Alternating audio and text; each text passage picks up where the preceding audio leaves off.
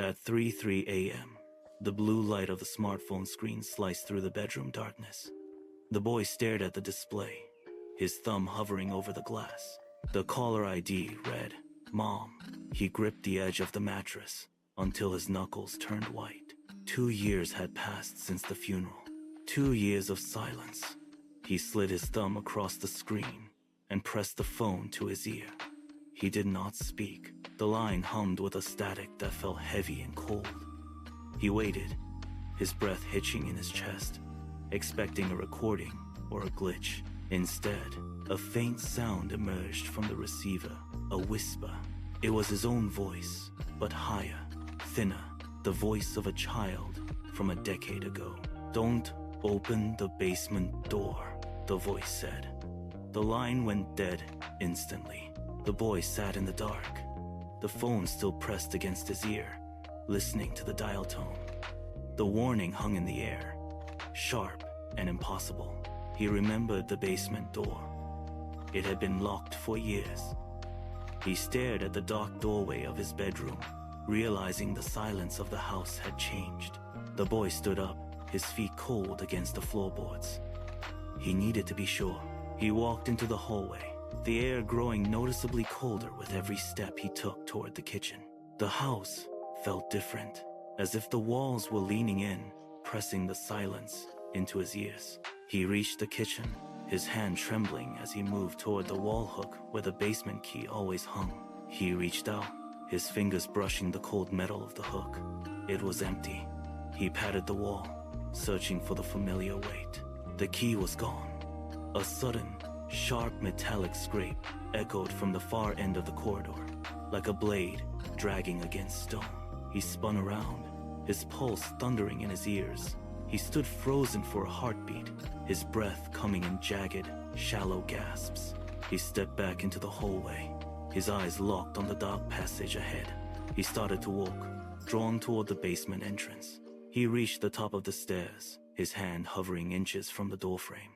The heavy wooden door, which he had locked every single night for years, was standing wide open. A sliver of absolute darkness spilled out from the gap, colder than the air in the hallway.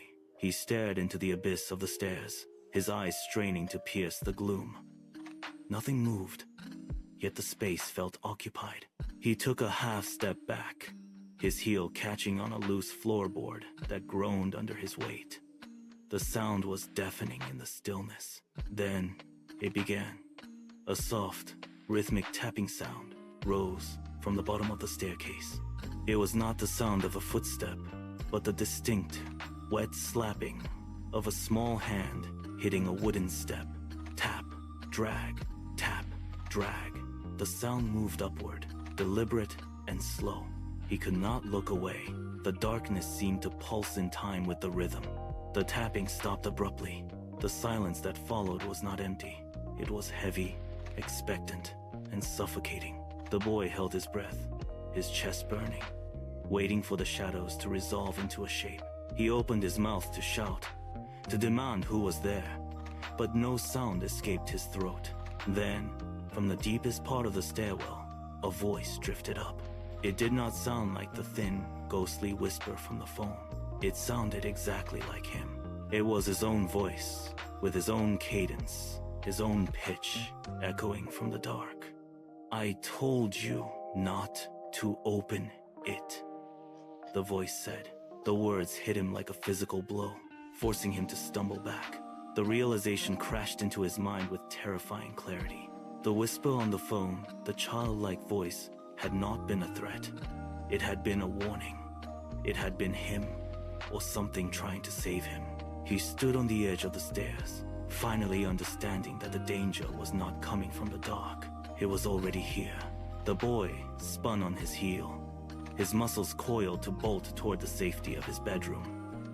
He took one desperate stride, but the hallway light overhead flickered once, twice, and died. The sudden absence of light was absolute, a crushing weight.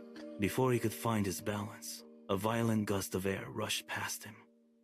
The heavy wooden door slammed shut with a finality that shook the floorboards. He lunged forward, fingers clawing at the wood, searching for a handle or a latch. but the door had locked itself from the inside. He was pinned against the threshold, the barrier between him and the abyss now gone. He pressed his palms against the cold, unyielding timber. The darkness was not just an absence of light, it was a presence, thick and suffocating, closing in.